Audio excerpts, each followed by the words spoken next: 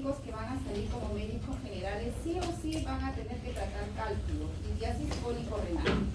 Por eso la importancia de que ustedes lo tengan presente, sepan cómo hacer el diagnóstico, cómo reconocer un cólico renal, en qué momento tienen que derivar al especialista.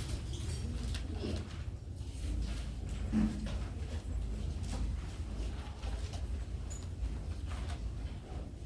Hablar de litiasis urinaria, pues, se refiere a una afección renal que se debe a la presencia de cálculos que dentro de su evolución puede ser desde asintomáticos y puede llegar a cuadros muy severos, ser muy sintomáticos como es el cólico renal, o incluso llegar a grados de insuficiencia renal, incluso a ser terminal. ¿Cómo se definen los cálculos renales, los cálculos urinarios? Los cálculos urinarios son estructuras cristalinas que se forman a nivel de la papila renal, y estas en forma aleatoria empiezan a caer, empiezan a migrar por el sistema excretor, ¿no? Y de ahí vienen cuadros que pueden generar obstrucción de la vía urinaria. La historia de los cálculos no es reciente. Los cálculos son tan antiguos, la historia de los cálculos es tan antigua como la humanidad. Se habla que el cálculo vesical más antiguo correspondería a 4.800 años antes de Cristo. El cálculo renal más antiguo a 3.000 años antes de Cristo. Ya Hipócrates, hace 460 años antes de Cristo, ya hablaba de la semiología de los cálculos, del cólico renal. Incluso él planteaba ya teorías sobre cómo era su formación de estos cálculos. Los urólogos nos regimos por dos grandes guías internacionales. Una es la guía americana y la otra es la guía europea de urología. ¿Qué nos dice la guía americana con respecto a la incidencia de los cálculos? Dice que la prevalencia está en aumento en las últimas décadas, ¿no? Y que afecta aproximadamente al 12% de toda la población a nivel mundial, y cada vez la incidencia va aumentando. Para los americanos, aún todavía los varones son los que llevan la cabeza seguido de las mujeres, pero para los europeos se está equiparando por un tema, pues básicamente de dieta, ¿no? Las mujeres se están equiparando en la incidencia a los varones. La guía europea lo que enfatiza es que la importancia de la prevención primaria, ¿no? Esto nos incluye a ustedes, básicamente, que van a terminar la carrera, modificando la dieta de sus pacientes y aumentando la ingesta de líquidos. Se dice que para evitar la formación de cálculos, para evitar la recurrencia de los cálculos, uno tiene que generar orina en 24 horas de 2 litros. Y para orinar 2 litros, pues por lo menos hay que tomar 3 litros de líquido. Eso es para evitar la recurrencia de los cálculos. La incidencia va a depender de varios factores, ¿no? Uno de ellos es el factor geográfico, el factor climático. En zonas muy calurosas hay mayor incidencia de cálculos. El factor étnico, la raza, es más frecuente en la gente caucásica. El factor dietético, pacientes, personas o hombres, mujeres que consumen muchas proteínas, baja ingesta de líquidos, consumo excesivo de sodio, puede llevar a la formación de cálculos. La obesidad, que actualmente está en boga, todo lo que es el síndrome metabólico, ¿no? Se le relaciona mucho a cálculos de ácido úrico. Persona que ustedes vean con síndrome metabólico, búscale cálculo por ácido úrico. El factor genético, ¿no? En este grupo está la cistinuria y la hiperoxaluria primaria. En los países con un nivel de vida muy alto, como es Suecia, como es Estados Unidos, la prevalencia es alta. El 10% de su población padece de litiasis urinaria en los países industrializados. Por lo tanto, en cuanto a la epidemiología, ¿qué podemos decir? Que los cálculos urinarios es una enfermedad bastante común de las vías urinarias. Su incidencia va del 1 hasta el 20%, prevalencia a nivel global es 5%, y tiene una característica, y eso siempre lo tienen que tener presente: alto porcentaje de recidiva. A los 5 años, el 50% puede recurrir en cálculos. a los 10 años el 70% puede recurrir en cálculos. Pacientes que ustedes detecten con cálculo renal, lo tratan, pero si vuelve a hacer otra vez, a ese paciente le tienen que hacer seguimiento porque probablemente va a recurrir y hay que hacer el estudio metabólico a ese paciente. Igual predomina más en los hombres con respecto a las mujeres. La edad pico para el varón es a los 30 años y la edad pico para las mujeres es a partir de los 50 años por un tema básicamente hormonal. Se da en todas las edades, pero es más frecuente a los 30 para el varón y 50 para las mujeres. Se da en todas las razas, pero es menos frecuente en los afroamericanos y más frecuente en los caucásicos, ¿no?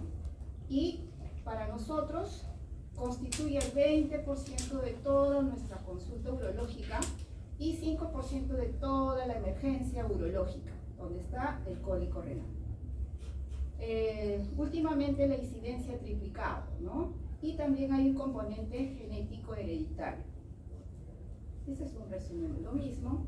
En cuanto a la etiología, existen dos factores que van a determinar la aparición de los cálculos. Uno es el factor extrínseco, que son factores que uno lo podría modificar.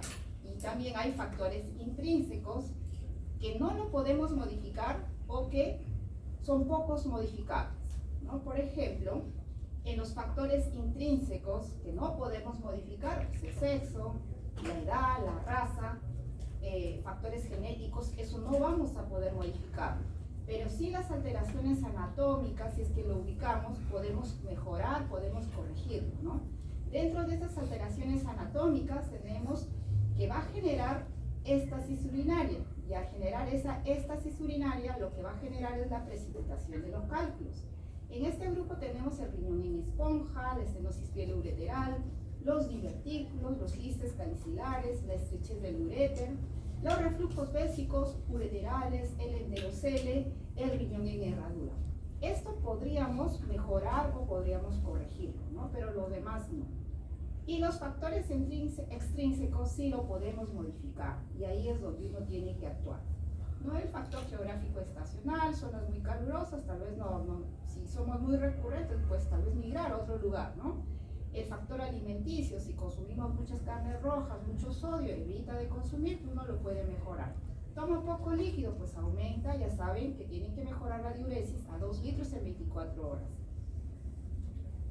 Y el síndrome metabólico. No se olviden que hablar de síndrome metabólico es hablar de la resistencia a la insulina, es hablar de la obesidad central, de la hipertensión, de la hiperlipemia.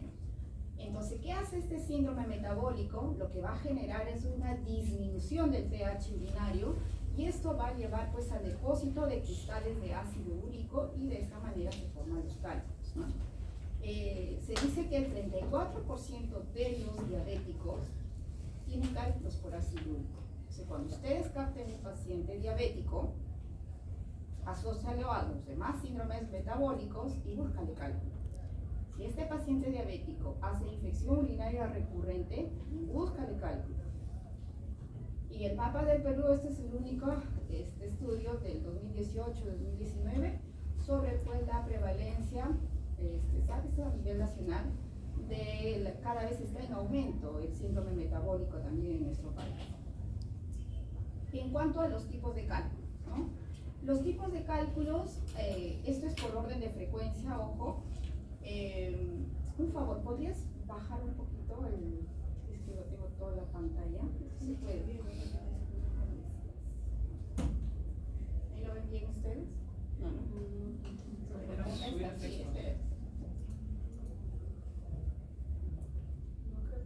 No, no. Tiene que mover editar el documento, doctora. Ya no hay problema, no se preocupe. Ya. Sí, ahora sí.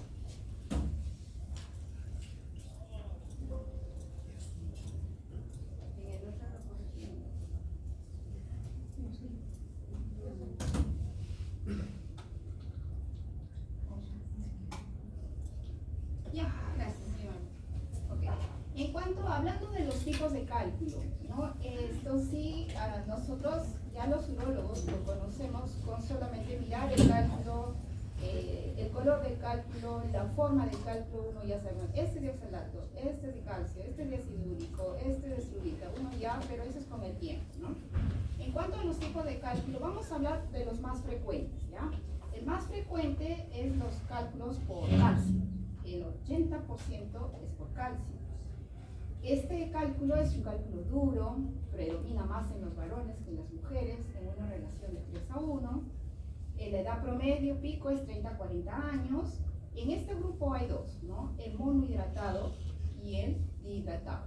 El monohidratado, la particularidad de este cálculo es que es un cálculo duro, es de color marrón oscuro, alguno lo ve como negro.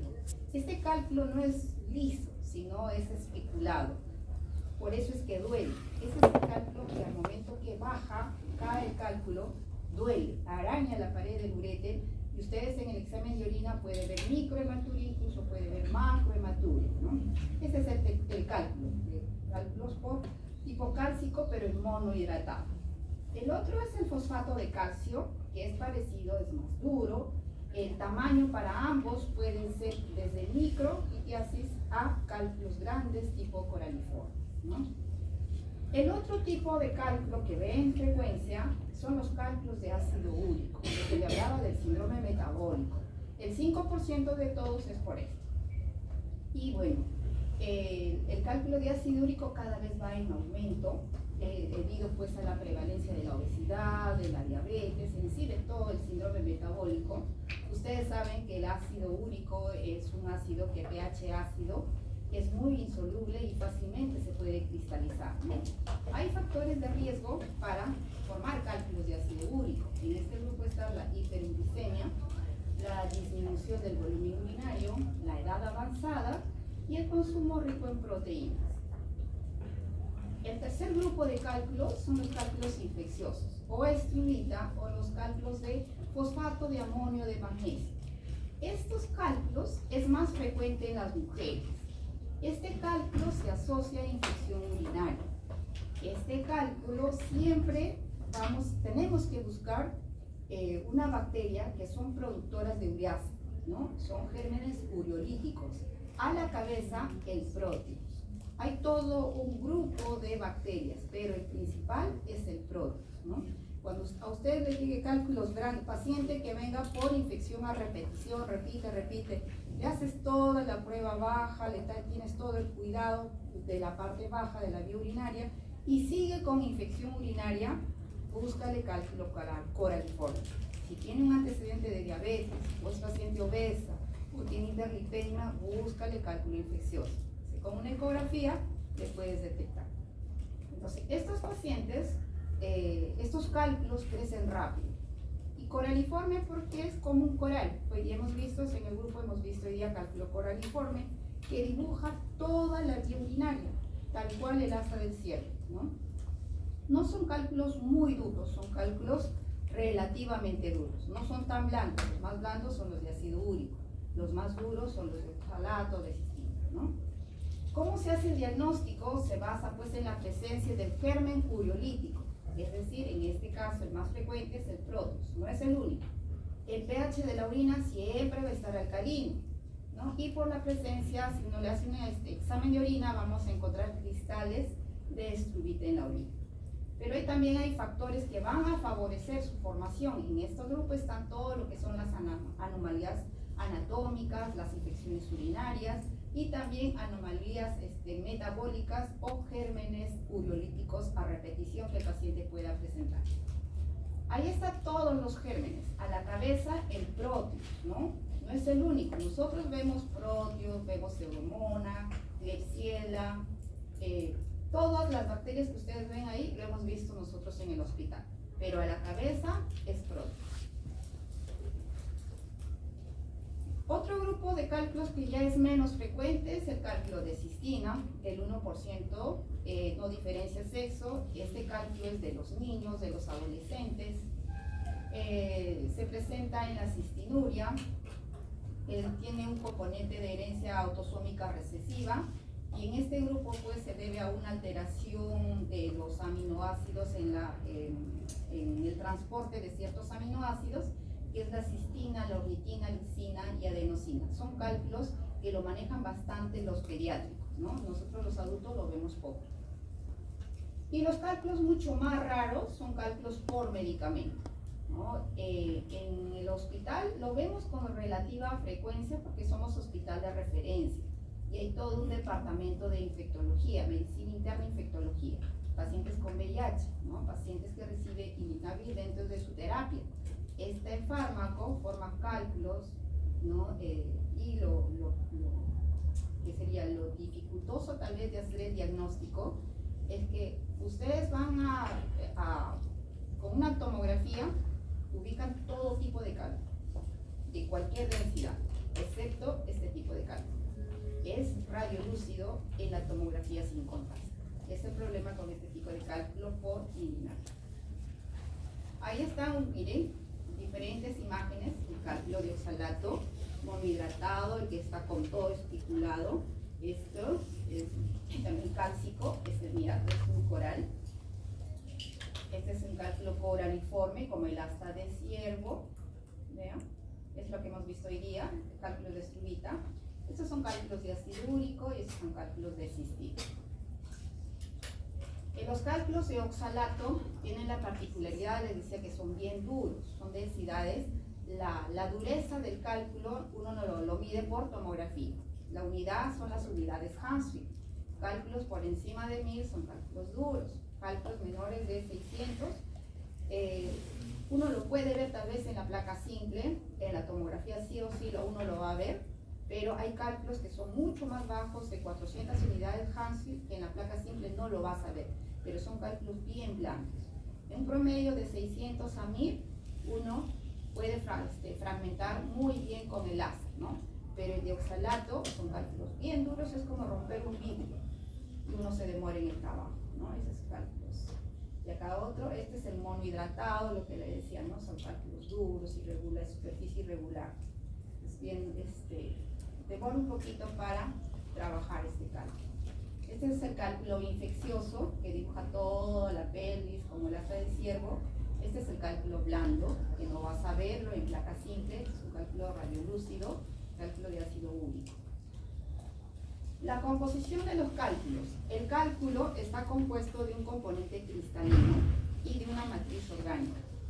Mayoritariamente son cristales, ¿no? Y pocos son la matriz orgánica o de mucoproteínas.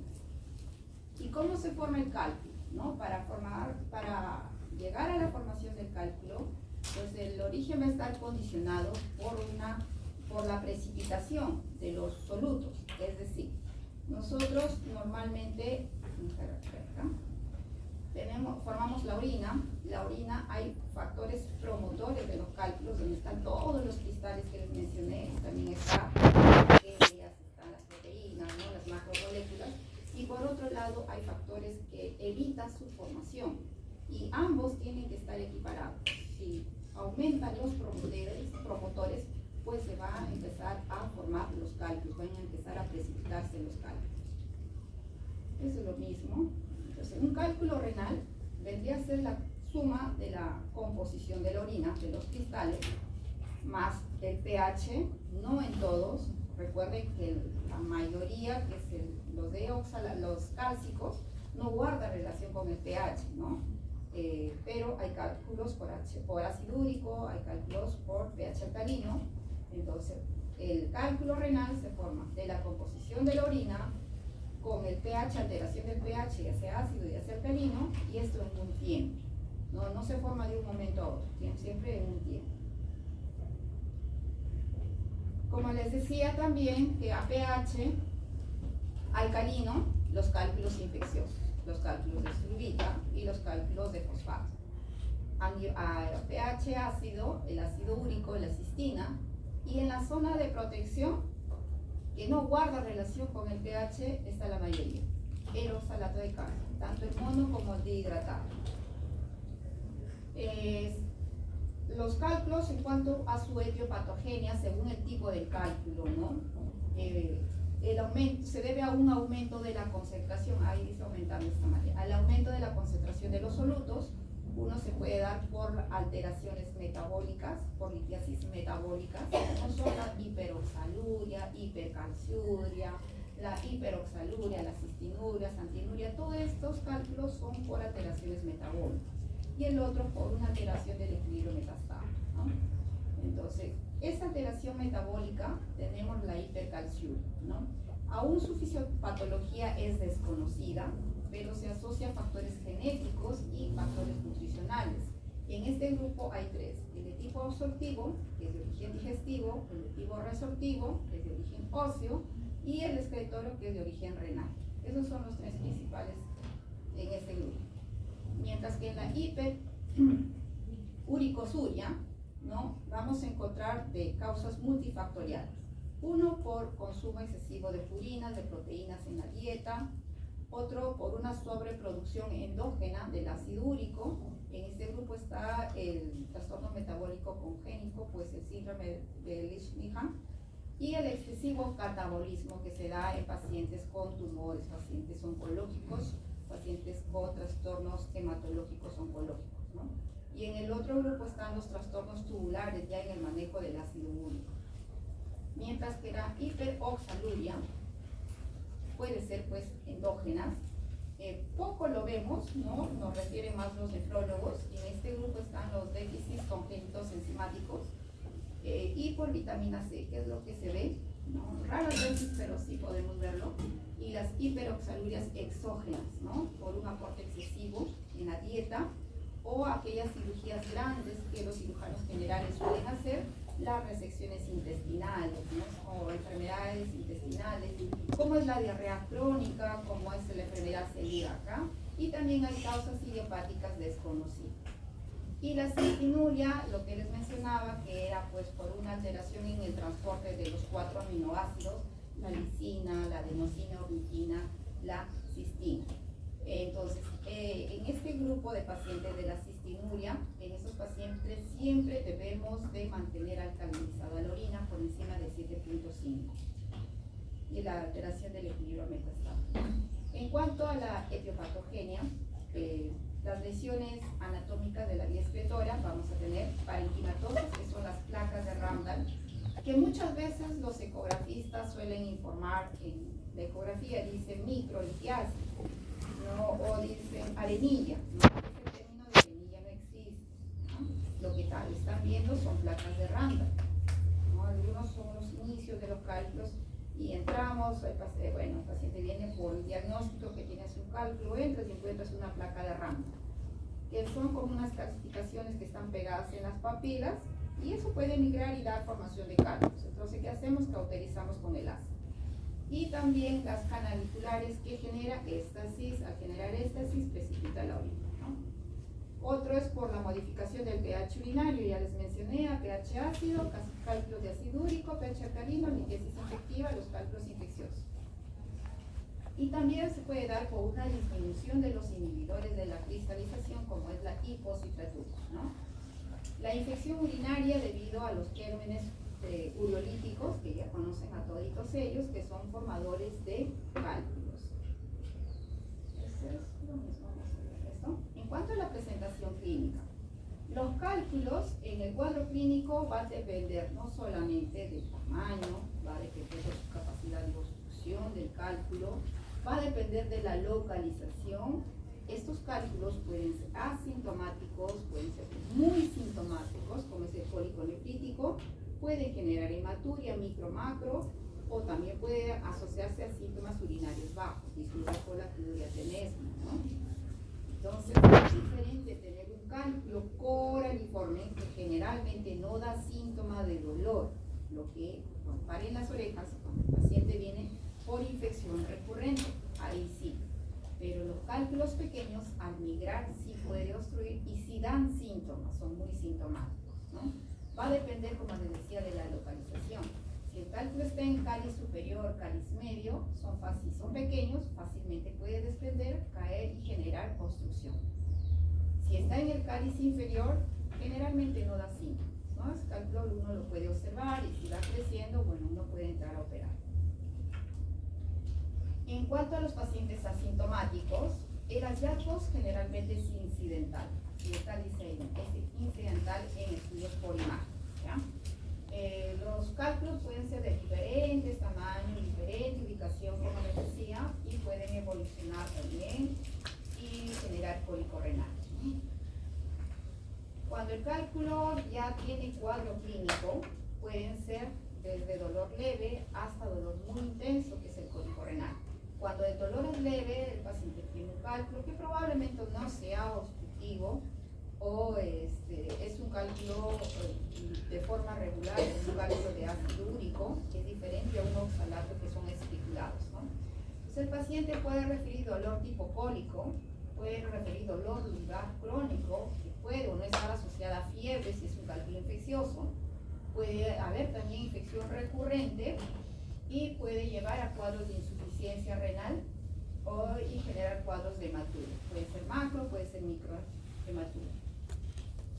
La semiología del dolor de cólico renal lumbar, creo que eso ya lo manejan ustedes. En cuanto al cólico renal, el cólico renal es, creo que, el peor dolor que existe. No lo comparan al parto, no hay posición para que se calmen, es de inicio brusco, ¿no? De la zona comprometida, derecha, izquierda, ¿no? Y de la localización donde se va a obstruir. Entonces es un dolor muy intenso, es de inicio brusco, inicia en la región lumbar, puede irradiarse hacia el flanco, hacia la fosa ilíaca, derecha, izquierda, hacia la zona genital, testículos, labios, en las mujeres, a la cavidad interna del muslo, y a veces dan signos vagales, náuseas, vómitos, hace crisis hipertensiva, hace distensión abdominal, hace nidrio. Es un cuadro muy, muy doloroso. Cuando le llega a pacientes con cólico renal, pues lo primero, aprender a diagnosticar un cólico renal y darle tratamiento. Cálmale el dolor. Si se les ocurre en el momento, te voy a tomar placa, te voy a examinar orina, te voy a ver qué tipo de cálculo, no. Cálmale el dolor. Es lo primero que se hace en un paciente con cólico renal. ¿Y por qué duele? ¿No? ¿Por qué duele? El cálculo se desprende y para generar dolor tiene que obstruirse. Ustedes saben que el riñón no duele, ¿no? Es un órgano tan noble como el hígado que no duele. Lo que duele es la cápsula. ¿Qué pasa? Se desprende el cálculo y se obstruye. Se obstruye y a nivel obstrucción va a generar una dilatación, ¿no? Ureteral. Esa dilatación va a generar una presión.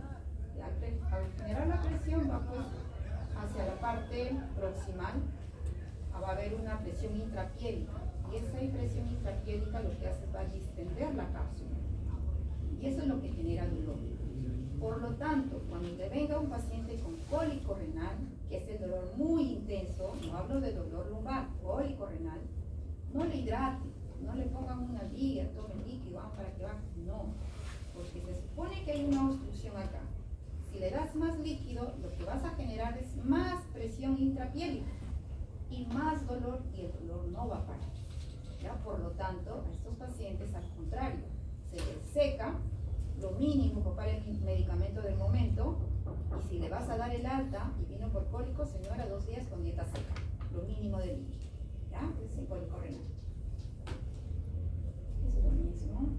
Nunca se olviden que los cálculos urinarios, al momento que se desprende, se puede obstruir en 3 áreas, que son fisiológicas, son estrecheces fisiológicas. Uno es en la unión piel-ureteral, el otro es en el entrecruzamiento de los grandes vasos ilíacos y otro en la unión uretero-vesical. Ahí es donde el cálculo se obstruye. ¿Cómo hacen el diagnóstico diferencial? ¿Con qué patologías?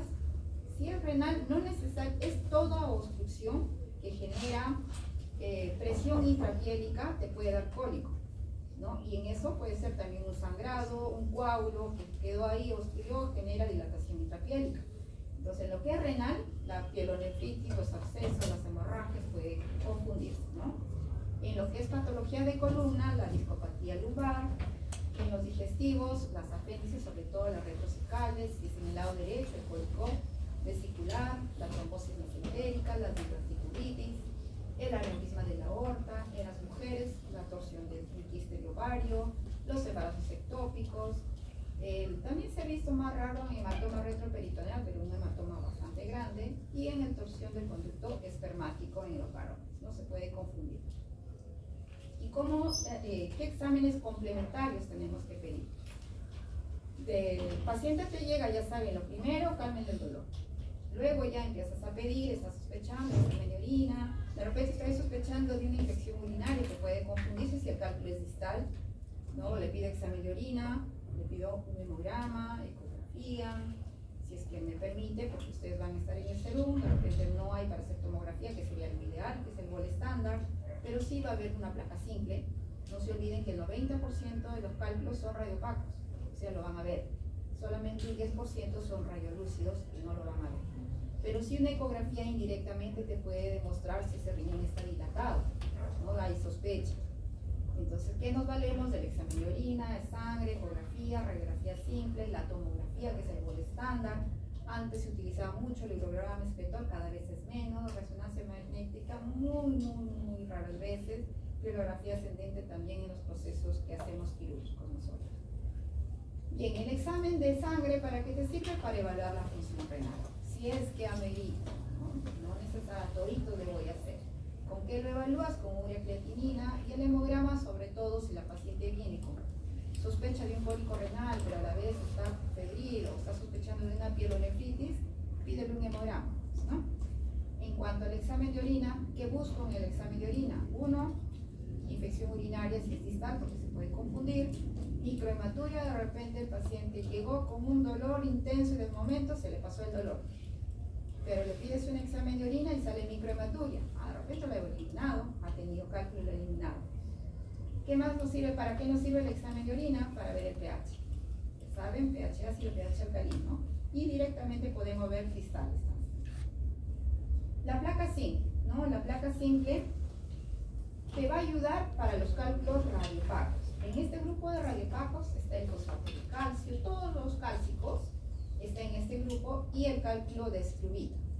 No son ni tan blandos ni tan duros, pero se puede ver en la placa simple, ¿no? Excepto el ácido úrico. El problema de la placa simple es que en mujeres gestantes no puedes hacer. Otro, tiene que ser cálculos por encima, cálculos de 2 milímetros no vas a poder visualizar, ¿no? Y si está dentro de la vía urinaria, en el uréter, te puede confundir con heces calcificadas, con flebolito, ¿no? Y tienen una baja sensibilidad para cálculos ureterales, pero te puede sacar del apuro, ¿no? Si lo complementas con una ecografía. Estos son placas simples, pero son cálculos grandes, ¿no? Uno lo va a ver, son cálculos, comparen con el hueso, ¿no? Son cálculos radiopacos. Estos son cálculos mucho más pequeños, ureterales distales. Y la ecografía. La ecografía sí hay en todo puesto de salud, centro de salud, así que con eso sí les pueden ayudar. La ecografía es barata, es inóculo, lo puedes hacer en gestantes. Tal vez no vas a ver cálculos en el trayecto del uréter, porque hay una parte en el uréter donde dicen, uréter entre la cresta ilíaca y la unión uretero-vesical no se puede valorar por ecografía, pero sí indirectamente ustedes pueden ver hidronefrosis, ¿no? Y ya con eso ustedes pueden derivar. La ecografía capta cálculos por encima de 4 milímetros, por eso les decía, algunos para sacar el apuro dice micrología, dice arenilla, ¿no? Recuerden que una arenilla no existe. Ya dice cálculos 2 milímetros, no, porque los ecógrafos recientes te captan cálculos por encima de 4 milímetros. Ya tampoco es eso, lo que están viendo son placas de Raman. Bueno, son muy útiles, ¿no? La ecografía. El urograma espetor cada vez se hace menos, no se puede hacer en gestantes, no se puede hacer en pacientes que alérgicos a la sustancia de contraste, al yodo, no podemos realizarlo. Nos servía mucho para evaluar la anatomía de toda la vía urinaria. Y los cálculos lo veíamos como un defecto arriba. Si eran radiolúcidos, por ejemplo. Pero si eran radiopacos, sí lo veías ahí. Y la tomografía. La tomografía es el gol estándar para el diagnóstico de todo tipo de cálculo urinario, excepto el de indinavir, que son por medicamento pacientes con VIH. ¿Ya? En esos pacientes le haces con contraste y ves el defecto aquí. obviamente tiene que tener pues el antecedente del paciente código blanco, ¿no? Es altamente sensible, altamente específico, con ello vemos todo, cálculos desde 2 milímetros que puede captar y nos permite evaluar toda la anatomía también de los órganos abdominopélvicos, ¿no? Y nos permite evaluar la densidad de los cálculos.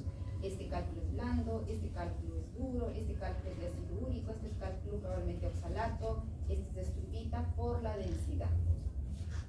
Estos diferentes tipos de cálculos a nivel del uréter proximal, a nivel del uréter medio. Acá tenemos cálculo piélico, acá tenemos en el uréter proximal, acá tenemos en el uréter distal, ¿no? Y en cuanto al tratamiento, el tratamiento médico va a estar orientado, uno, a manejo del dolor y de los síntomas neurovegetativos, se refiere al cólico renal, y otro es favorecer la eliminación de los cálculos, es decir, el tratamiento expulsivo, pero no a todos tratamiento expulsivo. Por lo tanto, el tratamiento de la urgencia es el cólico nefrítico, el cólico renal. Eliminar el cálculo lo podemos hacer a través de tratamiento expulsivo, con medicamentos, con un alfa bloqueante, que es la tamsulosina, o litólisis, en el caso de cálculos de ácido úrico, cálculos de ácido úrico, y el tratamiento intervencionista, lo quirúrgico, ¿no? Y no se queden conforme con que ya, señor, ya tratamos el cálculo, se eliminó. No, hay que evitar la recidiva porque es altamente recidivante los cálculos. Entonces, el tratamiento del cólico renal son los AINES. AINES, no se olviden, acá no se agrega antiespasmódicos, acá solamente es AINES. Cálmale, desinflámale, no se olviden de la fisiopatología. Es una obstrucción, dilatación piélica, todo está dilatado. Entonces, ¿qué le vas a hacer? Lo que dije acá. ¿Qué hace el AINE? Inhibe la síntesis de prostaglandinas, disminuye la filtración renal y reduce la producción de orina y, por lo tanto, disminuye la presión intraventricular. O sea, no genera, no produce orina. Por lo tanto, no hay que sobrehidratar al paciente, lo necesario. De AINES nosotros manejamos diclofenaco, manejamos ketorolaco, ¿no? Si ya el paciente no cede con eso, sigue el dolor, pasamos un opiáceo, que solamente es analgésico, una pepidina podemos valernos, y como viene con signos vagales, le puedes dar un antiemético, ¿no? Y si el cálculo es bien pequeñito, ya lo has visto por tomografía, es bien pequeño, le puedes iniciar alfa bloqueante. Pero, ¿cómo se tratan las complicaciones? Es decir, que te llegue un paciente ya ha llegado, cálculos que caen a la vez y se obstruyen los dos uréteres y el paciente esté en anulo. O pacientes que tienen un solo riñón, porque son monorrenos congénitos o quirúrgicos, y se cae un cálculo y se obstruye hacia nulo, ¿no? O pacientes que están con una pielonefritis. En esos cálculos, el riñón obstruido e infectado es una urgencia urológica, no se olviden. Entonces, ¿cómo se maneja? Si es infeccioso, hay que darle antibiótico. Si está obstruido y uno valora y puedo pasar un catéter, le pongo un catéter doble J o un pigtail. Si veo que es un riñón que está bastante dilatado o no pasa y cuento con radiología intervencionista, le punzo, le hago una nefrostomía y le derivo la orina. De esta manera mejoro su calidad del riñón para evitar una pérdida, ¿no? Y si tengo pues todo el aparataje en emergencia, puedo entrar directo a operar el cálculo ureteral, ¿no? Nunca se olviden disminuir hidratación y cólico renal. En cuanto al tratamiento, ya había acá cómo eliminar el cálculo, ¿no? Ya saben que tienen que calmar el dolor. ¿Cómo elimino el cálculo?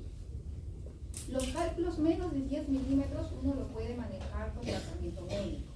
Hay personas que han notado hasta 12, 13 milímetros. Va a depender mucho del calibre de tu uréter también, pero cálculos menos de 7 milímetros uno lo va a eliminar, ¿no? Si guarda todos los requisitos, pues una buena anatomía, ¿no? Pero mira, el 80-90% menores a 4 milímetros lo vas a expulsar. El alfa bloqueante no se da a todos los pacientes, ¿ya? El alfa bloqueante solamente es cuando el cálculo es en uréter distal y está por caer a la vejiga. Pero si tu cálculo está en uréter proximal, no le vas a dar, porque el efecto de la tansulosina es a nivel del músculo del cuerpo. Es a nivel vesical, en el cuello, en la uretra prostática. Ahí actúa el alfa bloqueante. Arriba no.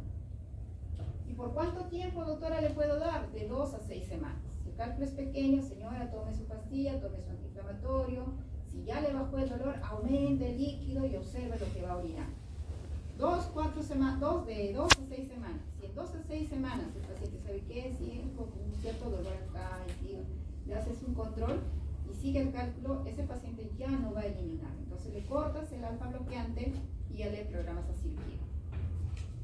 En quienes no se da tratamiento expulsivo, en pacientes que tienen un solo riñón, en pacientes que el cólico renal no para, en pacientes que tienen alteraciones anatómicas, por ejemplo, bajo y tienen un ureterocele, eso nunca va a caer, se queda entrar a operar. O si ya tiene algunas complicaciones como infección, el paciente está en anuria o tiene ya alterada su función renal. Y la litólisis va pues para los pacientes con ácido úrico. Lo que tenemos que hacer es alcalinizar la orina y llevar un pH de 7 a 7.2, ¿no? El tratamiento intervencionista, como les decía, actualmente ya casi no operamos por vía abierta, son muy raras. Ahora solamente, mire, todo ese semejante corte que hacíamos, ahora solamente va para esta fibra elástica, ¿no? Podemos hacer el acceso percutáneo para cálculos más de 3 centímetros, o esa es la nefrolitotomía percutánea. Hay otro que son de menor calibre, que es el miniper, que también es percutáneo y se trabaja con el láser. O si el cálculo está a nivel ureteral, trabajamos por la vía baja, endoscópica nada más, igual con el láser, ¿no? Y también podemos hacer técnicas combinadas, percutáneas con el flexible, con el láser. Es básicamente todo mínimamente invasivo. Todas estas son estas fibritas, ¿ves? Que reemplazó a todo este semejante corte. Bueno, las indicaciones ya es quirúrgica, les invito a que lean, esta es de la guía europea, ¿no? Las indicaciones, si tengo un cálculo de, por ejemplo, de 3 centímetros a nivel renal, ¿cómo le trato? ¿Le hago una flexible, le hago una litotresia endoscópica semirrígida o le hago una percutánea? De eso se trata, ¿no? Por tamaño, ¿no? Si está más de 10, menos de 10, que esté en el ureter proximal, dice acá, por ejemplo, ¿no? Y este es el equipo flexible. El equipo flexible ingresa por la parte baja y mire, esto de flexión, el recto, y uno lo va buscando el cáliz superior, cáliz medio, cáliz inferior, va buscando, va deflexionando. Y a través de este equipo pasa la fibra láser y ahí se trabaja. A todo eso se ha reducido. Mira, acá estamos intrarrenal. Es un cálculo que hemos ingresado con esto y acá estamos trabajando con el láser. Igual acá, son cálculos de exhalados, son cálculos duros. Como que esta es la sala de operaciones. Nosotros tenemos una sala blindada en la sala 1. Todo está recubierto de plomo porque esta cirugía, si bien es cierto, ya no hacemos los cortes grandes, pero estamos expuestos a radiación, porque todo se hace con fluoroscopía y es radiación directa. Protegemos cuello, protegemos genitales, no lentes, tenemos todo el mandilón de plomo ahí. Bien, acá está pues el arco en C, tenemos acá el fibra láser, tenemos acá el área del anestesiólogo, la posición varía, ¿ya? Esta es una posición para cálculo ureteral. Igual esta es la percutánea para cálculos grandes. Esta era nuestra sala antigua, que ya se ha refraccionado hace 2 años, lo han mejorado, ¿no? Ya es todo es blindado. Y acá no era blindado. Pues el paciente decía, el médico decía, voy a disparar, todos tenemos que salir de sala por la radiación, ¿no? Pero ahora ya todo es blindado. Es la función que se ubica, ¿ven? Acá uno busca el cáliz para pulsar y a través de ello uno accede a la vía urinaria, por ahí se va dilatando el trayecto de la percutánea y el carro, ¿ven? Está empujando ahí el riñón, pum, se llega a la vía urinaria. Por ahí se pasa una guía, que es como un tutor, y se va dilatando más o menos. Este es el trayecto que uno dilata. Y a través de ahí entramos a trabajar o es con el equipo neumático, que es como disparar balitas, ¿sí? Y el cálculo fraccional sacamos por fragmentos. O ingresamos, si es por el miniper, con el láser nada más entramos a trabajar. Y la litotripsia extracorpórea que está dentro de su currícula, la verdad que ya en el hospital no lo hacemos. Antes se hacía bastante. En la actualidad casi no lo hacemos. Tiene su indicación, la guía no lo quita. Si ustedes leen la guía que les he mandado para que vean el tratamiento quirúrgico, ellos todavía lo incluyen. Pero son para cálculos muy seleccionados. Cálculos residuales, después de una percutánea que no han podido hacer, puedes complementar con extracorpórea. O cálculos relativamente blandos, que tengan una buena anatomía en el cual el cálculo va a caer. Las ondas de choque no pulverizan, no es como el láser, ¿no? Las ondas de choque fragmentan. Y al fragmentar, son golpes, realmente así tal cual, son golpes que uno lo acopla a la membrana y al cálculo va directo a estos golpes y el cálculo explota, sale, pero son fragmentos. Y ese cálculo cae y al caer se puede obstruir. Por eso hay que conseguir pacientes, pero con cálculos pequeños, no cálculos coraliformes, porque si no, toda una calle litiásica se te metes un problema. ¿Ya? Pero en estos pacientes, como son golpes que vas a ir, normalmente estos pacientes salen con todo un hematoma, incluso puede haber equimosis acá, que es parte del procedimiento. Todos orinan con sangre, todos tienen un hematoma subcapsular leve, pero están contraindicados pacientes que tienen trastorno de coagulación, ¿no? Pacientes embarazadas no pueden entrar acá porque es radiación. Y pacientes obesos tampoco, porque la membrana no acopla, ¿no? Y la distancia entre el cálculo y la piel tiene que ser menos de 10 centímetros. Obesos no, trastornos de coagulación no, gestantes no pueden ingresar, los que tienen infección activa tampoco pueden ingresar. ¿Ya? Y este es el equipo de Lithotriptor, ¿no? Lo que hablo membrana es este, es una bolsita de agua en el cual uno busca la ubicación del cálculo y eso sube las mesas, va hacia arriba, hacia abajo, sube, baja y uno lo va acoplando, ¿no? Bien, ¿y cómo se evita la recidiva? Pues las medidas generales: tome mucho líquido, orine 2 litros todos los días, de por vida a los que recurren mucho en cálculo. Comen mucha carne roja, mucho marisco, muchas comidas saladas, pues evítalas, ¿no?